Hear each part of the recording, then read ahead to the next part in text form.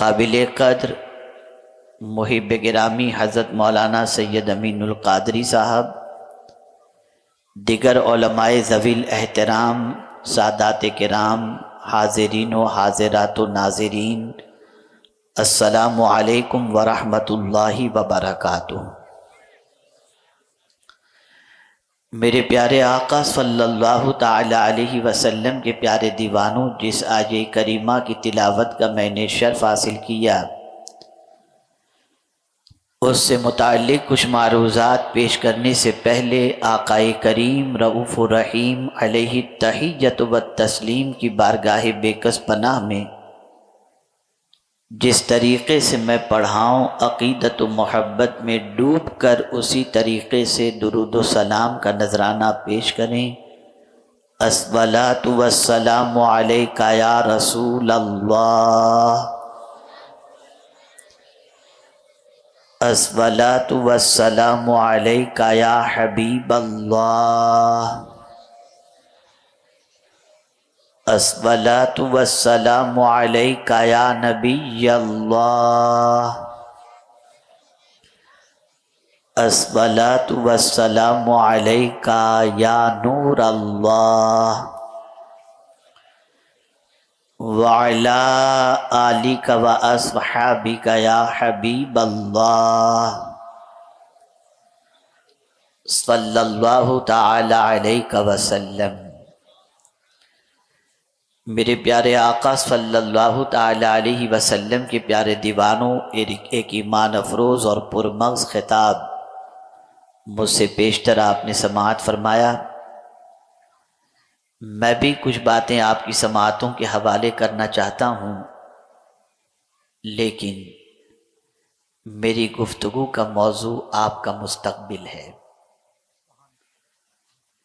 میں آج آپ کو آپ کے فیوچر کے بارے میں کچھ بتانا چاہوں گا۔ آپ ہمیشہ اپنے بچے کے فیوچر کے بارے میں سوچتے ہیں کہ میرے بچے کا فیوچر برائٹ ہو، میرے بچے کا فیوچر بہتر ہو، میرے بچے کا مستقبل تابناک ہو۔ اپنے بچے کے مستقبل کی تابناکی کے لیے آپ نہ دھوپ دیکھتے ہیں نہ چھاؤں۔ اپنی بچی کے مستقبل کے لیے آپ کسی قسم کی تکلیف کو تکلیف نہیں سمجھتے، بلکہ آپ اپنے بچوں کے مستقبل کو تابناک بنانے کے لیے ہر قسم کی تکالیف کو جھیلتے نظر آتے ہیں۔ بلکہ بہت سارے ماں باپ کا معاملہ تو یہ ہوتا ہے کہ نئے ماں باپ بننے کے بعد ادھر بچے کی ولادت ہوئی، ادھر بینک کے اندر بچے کا اکاؤنٹ کھلوا دیتے ہیں کہ ابھی سے 5 10 20 100 روپے جمع کروائے جائیں، جمع کیے جائیں، تاکہ بچہ جب بڑا ہو اس وقت تک لاکھوں روپے جمع ہو چکے ہوں، تاکہ بچے کے لیے گھر لینا ہو تو دقت نہ ہو، بچے کی تعلیم کے لیے دقت نہ ہو، بچے کی شادی کے لیے دقت نہ ہو۔ ہر باپ اپنے بچے کے فیوچر کے بارے میں سوچتا ہے، ہر ماں اپنے بچے کے فیوچر کے بارے میں سوچتی ہے، لیکن کبھی خود ہم بھی اپنے فیوچر کے بارے میں سوچنے کی کوشش کریں۔ آپ سوچتے ہوں گے کہ ہم 40 سال کے ہو گئے، 60 سال کے ہو گئے، ہمارا کون سا فیوچر، ہمارا کون سا مستقبل؟ تو میں آپ کو بتاؤں، قرآن مقدس میں اللہ عز و جل نے اسی مستقبل کی طرف رہنمائی فرمائی ہے اور اسی مستقبل کے بارے میں غور کرنے کا حکم دیا ہے۔ آپ آج اگر اپنے بچے کے مستقبل کی تابناکی کے لیے، اس کی تعلیم کے لیے اخراجات کا انتظام کرتے ہیں تو یہ سوچ کر کہ بچہ بڑا ہو کر میرے کاندھے پر میرے کاندھے سے بوجھ اتارے گا، میرا بچہ اعلیٰ تعلیم حاصل کر کے بڑھاپے میں میرا سہارا بنے گا۔ ماں سوچتی ہے اچھی بہو مل جائے گی تو مجھے سہارا مل جائے گا۔ غرض کہ آپ جتنی بھی بچے کے پیچھے محنت و مشقت اس کے مستقبل کے لیے کرتے ہو، تو آپ کا اس بچے سے مستقبل اپنا وابستہ ہوتا ہے کہ جب میں بوڑھا ہو جاؤں گا تو میرا بچہ مجھے کام آئے گا، جب میں چلنے کے لائق نہیں رہوں گا تو بچہ میری لاٹھی بن جائے گا۔ غرض کہ ایک باپ اپنے بچے کے مستقبل کو اپنے مستقبل کے سنوارنے کے ساتھ اس کے لیے قربانیاں دیتا ہوا نظر آتا ہے، لیکن میرے پیارے آقا صلی اللہ علیہ وسلم کے پیارے دیوانوں، یہ بچے کے مستقبل کے لیے کوشش کرنا، اس طریقے کی محنت کرنا بہت اچھی ہے، یہ کوئی منع بھی نہیں اور نہ اس سے غفلت کا حکم ہے، بلکہ اس کے بارے میں فکر مند ہونا چاہیے۔ لیکن میں ایک سوال پوچھنا چاہتا ہوں، کیا کوئی باپ یہ کانفیڈنس کے ساتھ کہہ سکتا ہے کہ جس بچے کے مستقبل کے لیے ہم نے پیسہ جمع کیا وہ بچہ زندہ رہے گا، وہ بچہ بڑا ہو سکے گا، اس بچے کی شادی ہم دیکھ سکیں گے؟ بہت سارے ایسے مواقع بھی آئے ہیں کہ ادھر رشتہ طے ہوا اور دولہا بن کر جانے سے پہلے ہی اللہ تعالیٰ نے بچے کی روح پرواز فرما دی، بچے کی روح پرواز کر گئی اور بچہ داعی اجل کو لبیک کہہ بیٹھا۔ اس طریقے کے معاملات دیکھتے ہیں ہم، اور ہمارے سامنے آتے ہیں، اور ہم دنیا میں ایسے بہت سارے حادثات کو دیکھتے ہوئے چلے آتے ہیں۔ لیکن آپ کو میں بتانا چاہوں گا، آج میں اس دنیا کے مستقبل کے بارے میں بتانے نہیں آیا، میں آج آپ کو آخرت کے بارے میں بتانے آیا ہوں۔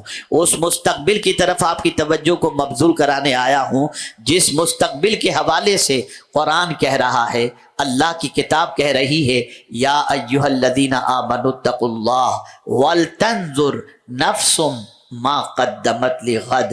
اے ایمان والو، اللہ سے ڈرو اور آگے کے لیے، اپنی جان کے لیے تم نے کیا بھیجا ہے اس کے بارے میں غور کرو۔ کون سا کل، کس کل کی طرف قرآن نشاندہی کر رہا ہے؟ اس کل کی طرف توجہ دلا رہا ہے جو کل آنا یقینی ہے۔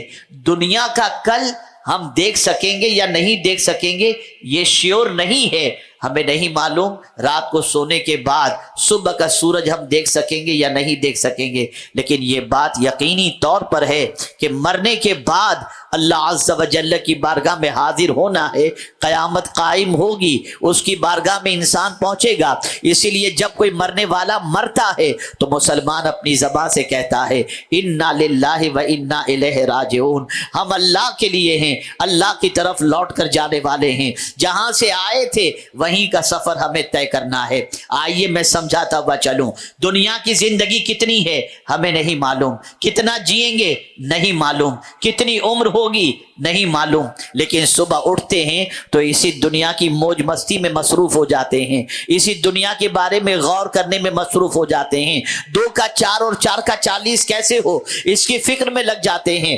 شاید آپ کہیں گے مولانا بڑی عجیب بات کر رہے ہو، اگر دنیا ہمارے پاس نہیں ہوگی تو اتنا بڑا اجتماع آپ کیسے کر سکیں گے؟ تو میرے کہنے کا مقصد یہ نہیں ہے کہ آپ تجارت مت کرو، میرے کہنے کا مقصد یہ نہیں ہے کہ آپ اپنے بچوں کو تعلیم نہ دلاؤ، میرے کہنے کا مقصد یہ نہیں ہے کہ آپ کاروبار نہ کرو، میرے کہنے کا مقصد یہ نہیں ہے کہ آپ مال و زر جمع نہ کرو، میرے کہنے کا مقصد یہ ہے کہ صرف دنیا ہی کا مت سوچو، آخرت کا بھی سوچو، آخرت کی بھی فکر کرو، اس کل کی بھی فکر کرو جو کل آنے والا ہے۔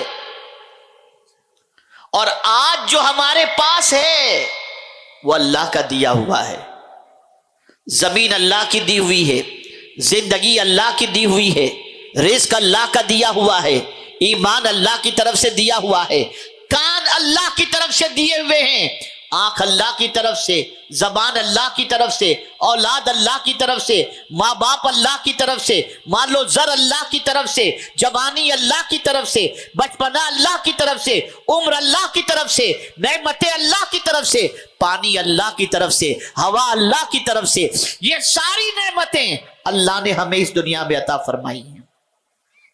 لیکن آپ جانتے ہیں جب یہ تصور ذہن میں آتا ہے کہ جس رب قدیر نے اتنی نعمتیں عطا فرمائیں اور بے دریغ ہم اس نعمتوں کا استعمال کرتے ہیں، کیا رب قدیر قیامت میں ان نعمتوں کے بارے میں ہم سے پوچھے گا نہیں؟ ضرور پوچھے گا۔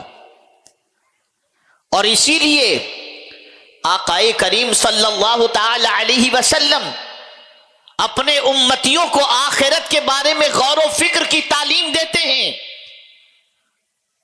ہم آج آخرت سے غافل ہو گئے، اللہ کی بارگاہ میں جواب دہی کے تصور کو فراموش کر گئے، آج دنیا میں اپنی مرضی سے جی رہے ہیں اور اپنی زندگی گزار رہے ہیں، یہ سوچ کر کہ کہ ہماری زندگی ہے، ہم کچھ بھی کریں، آپ کون ہوتے ہمیں پوچھنے والے؟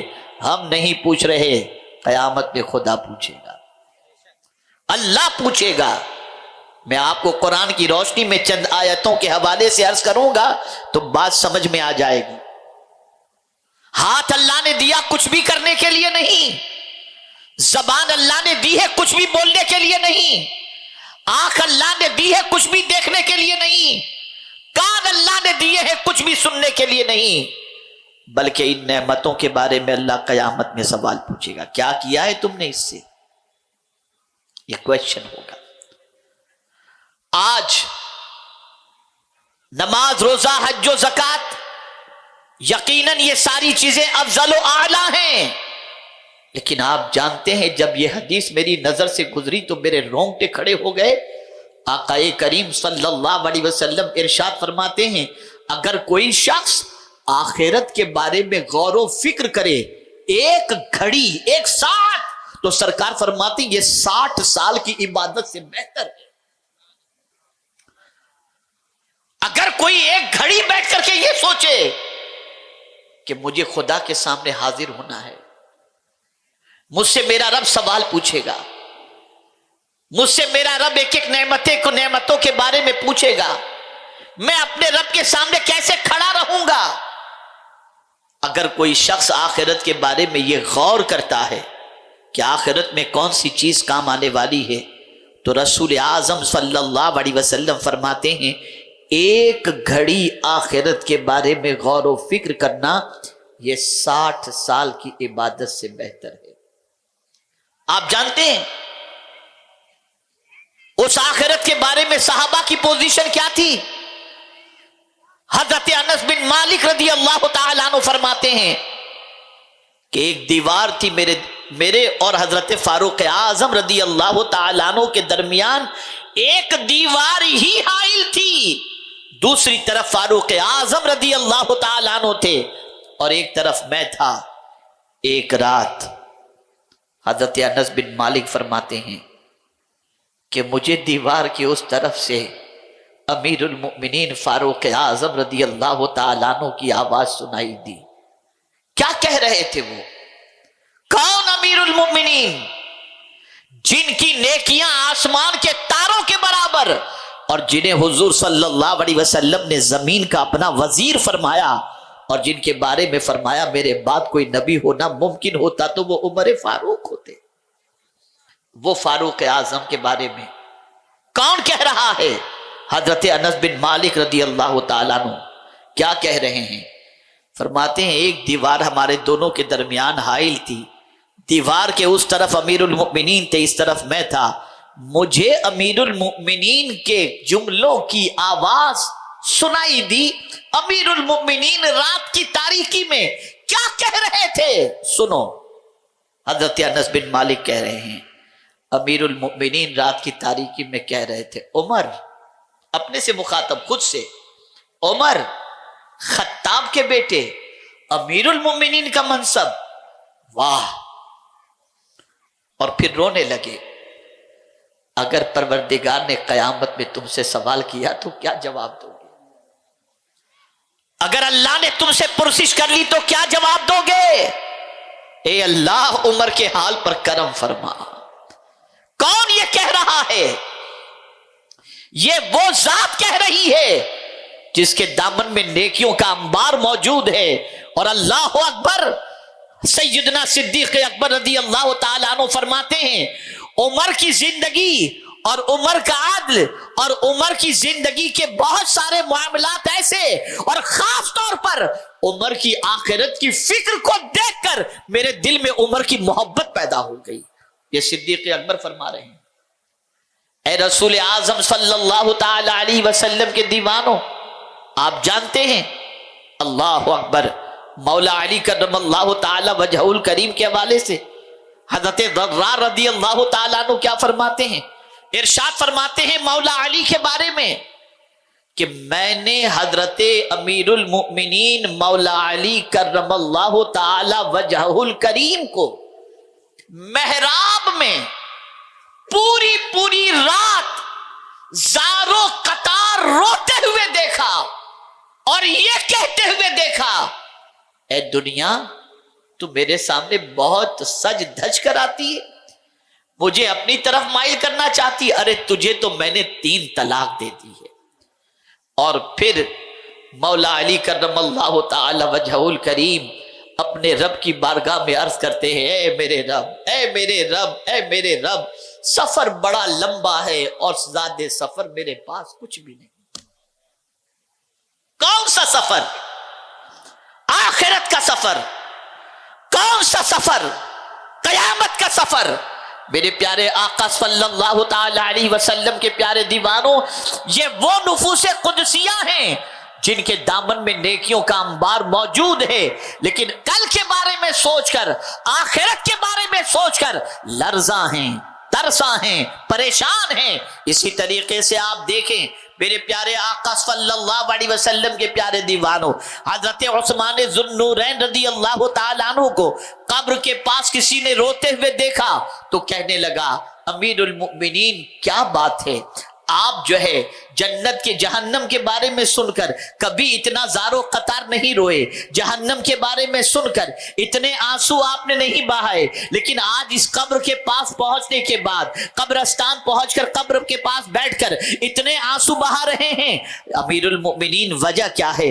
ارشاد فرماتے ہیں، سنو، یہ قبر سب سے پہلی منزل ہے، اگر یہ آسان ہو گئی تو باقی منزلیں بھی آسان ہو جائیں گی۔ میں اس قبر کے بارے میں سوچ رہا ہوں جو تنہائی کی جگہ ہے، میں آپ سے پوچھنا چاہتا ہوں، اے رسول اعظم صلی اللہ علیہ وسلم کے دیوانوں، آج جس مسلمان کی پوزیشن یہ ہو کہ قبرستان میں جائے تو بھی تجارت کی باتیں کر رہا ہے، کہے لگا رہا ہے، دنیا کی باتوں میں مصروف ہے، کبھی سوچا بھی کہ آج قبرستان کے اندر جس کا فاتحہ پڑھنے جا رہے ہو، کل قبرستان کے اندر ہم بھی تو پہنچیں گے؟ اس قبر کے بارے میں غور کیا، اس قبر کی تاریخ وادی کے بارے میں سوچا؟ نہیں، ہمارے پاس اتنا وقت نہیں ہے، ہم تو دنیا کے جھمیلے میں مصروف ہو گئے، دنیا کے مال و زر میں مصروف ہو گئے، دنیا کی محبت میں ڈوب گئے، دنیا کی الفت میں ڈوب گئے، ہم بھول گئے کہ ایک دن اللہ کی بارگاہ میں جانا ہے۔ اب آئیے میں آپ کو سمجھاتا ہوا چلوں، میں نے جب آج یہ آیے کریمہ پڑھی، یقین مانے کہ اس کے بعد مزید کچھ پڑھنے کی مجھ میں ہمت نہیں رہی۔ اللہ اکبر، اللہ اکبر، اللہ کیا ارشاد فرماتا ہے۔ میں بس یہ بات عرض کر کے آپ کے ضمیر کو جھنجھوڑنا چاہوں گا، یہ اس رب کا کلام ہے جو رب کا کلام سچا، رب سچا، اس کا کلام سچا، اس کا فرمان سچا، اس کا وعدہ سچا، اس کی بات سچی۔ کیا فرما رہا ہے جانتے ہیں آپ؟ سورہ ہجر کے اندر اللہ فرماتا ہے، فَوَرَبِّكَ لَنَسْأَلَنَّهُمْ أَجْمَعِينَ عَمَّا كَانُوا يَعْمَلُونَ۔ اللہ اکبر، رب فرماتا ہے میرے محبوب تیری قسم، میں ضرور ان سب سے سوال کروں گا اس بات کے بارے میں جو وہ کرتے تھے۔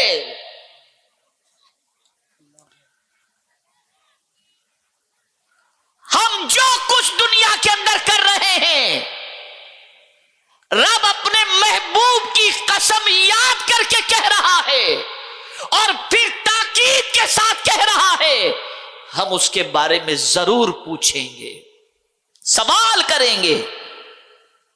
میں آپ سے پوچھنا چاہتا ہوں، ہے ہم میں طاقت اس کو جواب دینے کی؟ وہ ضرور پوچھے گا، وہ ضرور سوال کرے گا، بندے تو نے کیا کیا؟ ہاتھ دیے تھے کیا کیا؟ پیر دیے تھے کیا کیا؟ زبان دی تھی کیا کیا؟ دل دیا تھا کیا کیا؟ یہ سارے سوالات ہوں گے۔ ان السمع والبصر والفؤاد کل اولئک کان عنہ مسئولا۔ اللہ اکبر، آپ جانتے ہیں اللہ والوں کو آخرت کی جب فکر سامنے ستاتی تو ان کی پوزیشن کیا ہوتی؟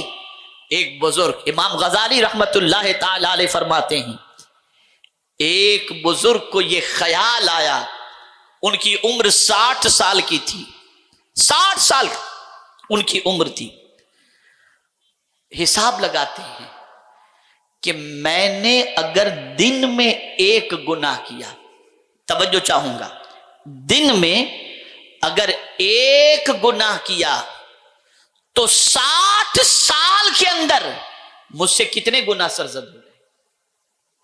اور پھر امام غزالی فرماتے ہیں یہ تو انہوں نے دن کی بات کہی، رات کو اس میں شمار نہیں کیا، رات کو اس میں شمار نہیں کیا۔ لیکن جب یہ خیال آ گیا کہ میں نے اگر دن میں ایک گناہ کیا تو 60 سال میں مجھ سے کتنے گناہ ہوئے، اب اگر ان گناہ کے بارے میں رب سوال کرے گا تو میں کیا جواب دوں گا، یہ خیال آیا اور روح پرواز کر گئی۔ کبھی خیال آیا ہے؟ اگر ہماری زندگی کا جائزہ لیا جائے تو ایک دن میں ایک گناہ نہیں بلکہ گناہوں سے ہمارا پورا وجود عطا ہوا ہے۔ اور جب سوال رب پوچھے گا کس میں طاقت ہے جواب دینے کی؟ سوچا کبھی اللہ کی بارگاہ میں حاضری کے حوالے سے؟ ایک بزرگ فرماتے ہیں کہ اگر میں روزانہ اپنے گناہ کے ہونے سے ایک کنکر گھر میں رکھ دوں تو فرماتے ہیں کہ کنکروں کا پہاڑ کھڑا ہو جائے گا، پہاڑ کھڑا ہو جائے گا۔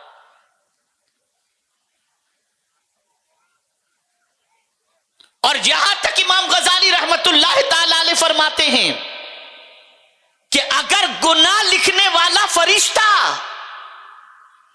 تمہارے گناہ لکھے اور اس لکھنے پر تم سے معاوضہ طلب کرے تو تمہارے پاس اتنا مال ہے ہی نہیں کہ تم دے سکو۔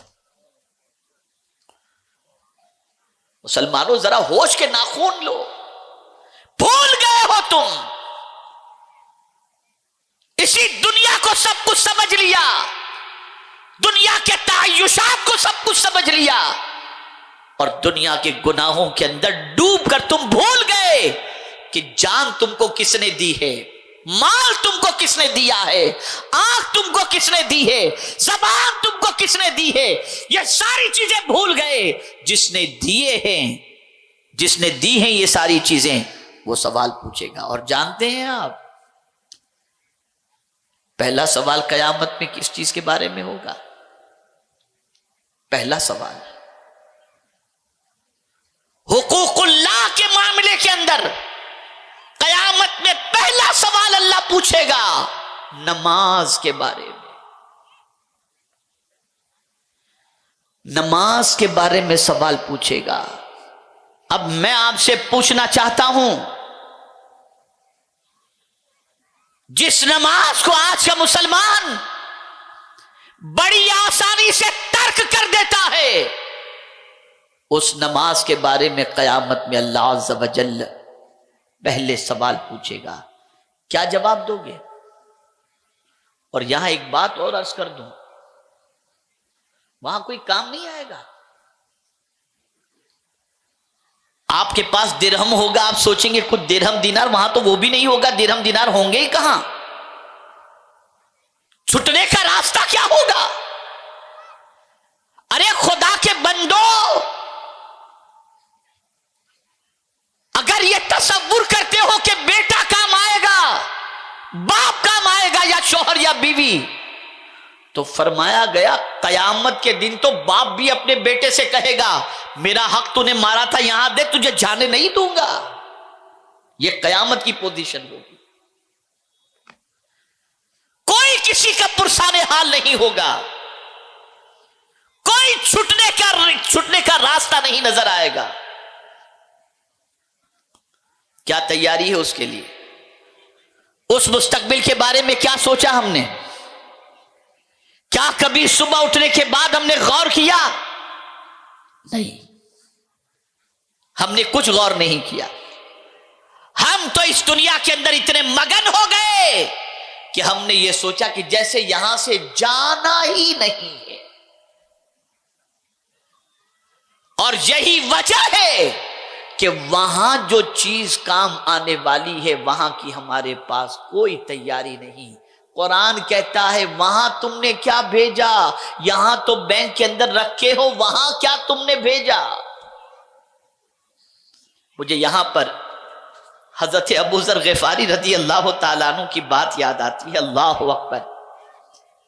حضرت ابو ذر غفاری رضی اللہ تعالیٰ عنہ کو مال غنیمت میں سے بہت مال ملا. کچھ عرصے کے بعد ایک صاحب پہنچے، ایک صحابی ان سے ملنے کے لیے. جب ان کے گھر پہنچے تو دیکھا کچھ بھی نہیں تھا، کوئی چیز گھر میں ایسی نہیں جو قابل ذکر ہو خاص طور پر. اور ان کو معلوم تھا کہ حضرت ابو ذر کو اللہ نے مال غنیمت میں سے بہت کچھ عطا فرمایا. پوچھا ابو ذر کیا بات ہے، تمہیں اتنا مال ملا تھا، گیا کہاں؟ کہا دوسرے گھر بھیج دیا. کیا فرمایا؟ دوسرے گھر بھیج دیا. تو انہوں نے سمجھا شاید دوسری شادی انہوں نے کر لی ہے تو دوسرے گھر میں. کہتے ابو ذر تم نے شادی کی اور دوسرا گھر بھی بسا لیا، مجھے بتانے. کہا نہیں، تم جو سمجھتے ہو وہ گھر نہیں، میں نے آخرت کے گھر کے لیے روانہ کر دیا ہے، وہاں کے لیے روانہ کر دیا.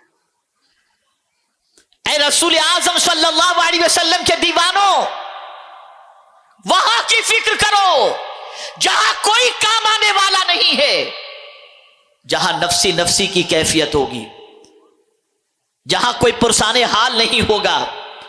میں یہ نہیں کہتا کہ آپ دنیا کی کاروبار کے اندر گرفتار نہ رہیں، آپ اپنے بچوں کو اعلیٰ تعلیم نہ دلوائیں، لیکن میں یہ ضرور کہوں گا کہ صرف دنیا ہی کی فکر مت کرو، آخرت کی بھی فکر کرو. اس کل کی فکر کرو جو کل یقینی طور پر آنے والا ہے، اور اس کل میں اللہ ایک ایک نعمت کے بارے میں سوال پوچھے گا. قرآن کہتا ہے ثم لتسألن یومئذ عن النعیم. یہاں تک فرمایا گیا کہ ٹھنڈا پانی جو تم پیتے ہو، اللہ اس کے بارے میں بھی قیامت میں تم سے سوال پوچھے گا. اب یہاں ایک واقعہ عرض کر کے میں اپنی گفتگو کو سمیٹنے کی کوشش کرتا ہوں. دوپہر کی چلچلاتی دھوپ تھی، چلچلاتی دھوپ مدینہ منورہ میں. سیدنا صدیق اکبر رضی اللہ تعالیٰ عنہ بھوک سے نڈھال تھے. دل میں خیال پیدا ہوتا ہے چلو ذرا باہر نکلتا ہوں، کوئی صحابی مل جائیں گے، پوچھیں گے، بات چیت ہوگی، شاید گھر لے جائے اور جا کر کے میں ان کے ساتھ کھانا کھا لوں. باہر نکلے تو سلام کر کے لوگ جانے لگے، کوئی کسی نے کچھ پوچھا نہیں. تھوڑی دیر کے بعد فاروق اعظم نکلے، انہیں بھی بھوک ستا رہی تھی. صدیق اکبر کو دیکھا، سلام پیش کیا، پوچھا ابو بکر کیا بات ہے، اس وقت دوپہر کا وقت ہے، چلچلاتی دھوپ ہے اور تم گلی کے اندر یہاں پر؟ کہا عمر کیا بتاؤں، بھوک نے تھوڑا سا پریشان کر رکھا تھا اس لیے تھوڑا سا باہر آ گیا، لیکن عمر تم بتاؤ تم کیوں نکلے ہو؟ فاروق اعظم عرض کرتے مجھے بھی بھوک ستا رہی تھی، میں بھی نکلا کہ کوئی دوست مل جائے. اتنے میں مدینے کے تاجدار صلی اللہ علیہ وسلم نکلے. دونوں نے دیکھا رسول گرامی وقار صلی اللہ علیہ وسلم کو تو دل میں خیال پیدا ہوا کہ اب اپنی مراد پوری ہو جائے گی. سرکار نے پوچھا نہیں کہ تم کیوں باہر نکلے ہو، فرماتے آؤ چلو چلتے فلاں صحابی کے گھر. لے کر نکلے رسول اعظم صلی اللہ علیہ وسلم دونوں صحابی کو. وہ صحابی کے گھر پہنچے، دروازے پہ دستک دی، صحابی تھے نہیں، باغ میں تھے، بیوی گھر میں موجود تھی. سرکار صلی اللہ علیہ وسلم نے فرمایا کہ میرے ساتھ ابو بکر بھی ہیں، عمر بھی ہیں اور میں بھی ہوں. انہوں نے مرحبا کہا اور اس کے بعد دروازہ کھلا، سرکار صلی اللہ علیہ وسلم تشریف لے گئے. اور اب وہ صحابیہ سرکار سے عرض کرتی ہیں کہ میرے شوہر کو اگر معلوم ہوتا کہ حضور تشریف لانے والے ہیں تو باغ میں نہ جاتے، میں ابھی کچھ انتظام کرتی ہوں. تھوڑی دیر گزری تھی کہ ان کے شوہر وہ صحابی جو باغ میں تھے وہ ہاتھ میں کھجوروں کا تھال سجا کر کے گھر تشریف لا رہے ہیں. گھر تشریف لائے. پوچھا کہ تمہیں کیسے خبر ہوئی کہ تم آ گئے؟ کہا مجھے ایسا محسوس ہوا کہ میرے گھر مدینے کا چاند آیا ہوا ہے، میں حاضر ہو گیا، سرکار اسے تناول فرمائے. میں ابھی بکری ذبح کرتا ہوں. بکری کے بچے کو ذبح کرنے گئے، سرکار نے روک دیا بچے کو ذبح نہ کرو. پھر دوسری بکری کو انہوں نے ذبح کیا، کھانا خوبصورت بہترین کھانا تیار ہوا. توجہ چاہوں گا یہ آخری بات ہے، اگر ذہن میں محفوظ ہو جائے تو آج کے بعد اپنی زندگی کو بدل دینا، اپنی سوچ کو بدل دینا. کھانا تیار ہوا، دسترخوان پر کھانا رکھا گیا، روٹیاں تیار ہو گئیں، روٹیاں رکھی گئیں۔ آقا کریم صلی اللہ علیہ وسلم نے ایک سالن کا پیالہ اپنے ہاتھ میں لیا، روٹیاں لی، صدیق اکبر رضی اللہ تعالیٰ عنہ سے فرمایا ابو بکر بیٹی فاطمہ نے کئی دن سے ایسا کھانا نہیں کھایا، ذرا یہ کھانا گھر پہنچا دو۔ پہنچا دیا گیا، کھانا ہو گیا۔ آپ جانتے ہیں سرکار صلی اللہ علیہ وسلم نے بعد میں کھانا تناول فرما لیا اور کھانا کھا کر حضور رو رہے ہیں۔ کھانا تناول فرما کر آقا کریم صلی اللہ علیہ وسلم کی آنکھوں میں آنسو ہیں۔ صدیق اکبر نے عرض کیا حضور گریہ وزاری کی وجہ کیا ہے؟ کیا سبب ہے کہ حضور آپ دیدہ ہو گئے؟ زندگی بھر یاد رکھنا، پیغمبر رحمت صلی اللہ علیہ وسلم ارشاد فرماتے ہیں ابو بکر ہم نے بڑا لذیذ کھانا کھایا ہے، رو اس لیے رہا ہوں کہ قیامت میں اگر اللہ نے یہ سوال کر لیا کہ اتنا اچھا کھانا کھانے کے بعد میرے لیے تم نے کیا کیا تو اس کا کیا جواب دوں؟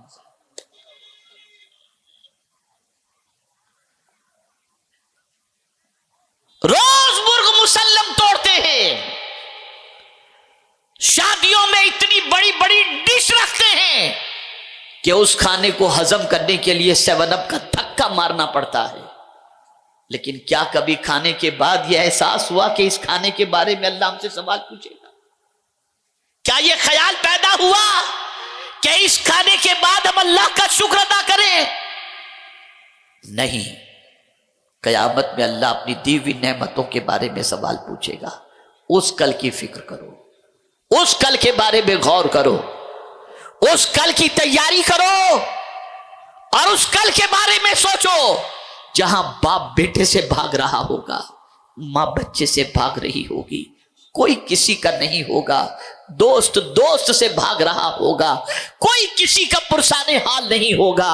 اے رسول اعظم صلی اللہ تعالی علیہ وسلم کے پیارے دیوانوں اس کل کی فکر کرو، اور وہ کل ایسا ہے جو آنے والا ہے۔ صبح والا کل نہیں جانتے کہ آئے گا یا نہیں آئے گا، لیکن قیامت والا کل تو ڈیفینیٹ آئے گا، یقینی طور پر آئے گا۔ اس کل کی کیا تیاری ہے ہمارے پاس؟ جانتے ہو کبھی کبھی انسان بہت نیکیاں کر لیتا ہے، بہت عبادت کر لیتا ہے، بہت ریاضت کر لیتا ہے، لیکن آپ جانتے ہیں رسول اعظم صلی اللہ علیہ وسلم صحابہ سے سوال پوچھتے ہیں مفلس کون ہے؟ اگر آپ سے اور ہم سے کوئی سوال پوچھے کہ مفلس کون ہے تو ہمارا جواب یہی ہوگا جو صحابہ نے جواب دیا تھا، جس کے پاس مال نہ ہو وہ مفلس ہے۔ صحابہ نے کہا جس کے پاس درہم و دینار نہ ہو مفلس ہے۔ اب سنیے حضور نے مفلس کس کو فرمایا؟ ارشاد فرماتے ہیں مفلس وہ ہے جس نے دنیا میں نماز بھی پڑھی ہو، روزے بھی رکھے ہوں، لیکن قیامت میں جب وہ آئے گا نا تو چونکہ وہ نماز پڑھنے کے باوجود، روزے رکھنے کے باوجود اس نے کسی کو گالی دی ہوگی، کسی کی غیبت کی ہوگی، کسی کو ستایا ہوگا، کسی کا مال کھا گیا ہوگا، قیامت میں اس نمازی کی ساری عبادت اس شخص کو دے دی جائے گی جس کو اس نے ستایا تھا یا گالی دی تھی۔ اب اس کا کوئی عبادت کا معاملہ اس کے پاس نہیں ہوگا، اور اگر اس کی ساری عبادتیں دے کر کے بھی اگر اس بندے کا معاملہ رفع دفع نہیں ہوا تو اس مظلوم بندے کے گناہ اس نماز پڑھنے والے کے سر پر ڈال دیے جائیں۔ سرکار فرماتے ہیں یہ مفلس ہے۔ آج جتنے خرافات ہوتے ہیں، جتنی زیادتیاں ہوتی ہیں، جتنا لوگوں کا مال ہضم کیا جاتا ہے، جتنے گالی گلوچ ہوتے ہیں، اس کی سب سے بڑی وجہ یہ ہے ہم بھول گئے اس کل کو جو یقینی طور پر آنے والا ہے۔ اس لیے رسول اعظم صلی اللہ علیہ وسلم کے دیوانوں پرفیکٹ کرو اپنے کو، اس کل کے لیے تیاری میں لگ جاؤ. اس کل کیا چیز کام آئے گی؟ اس کل کو کیا کام آئے گا؟ آئیے میں آپ کو بتا دوں.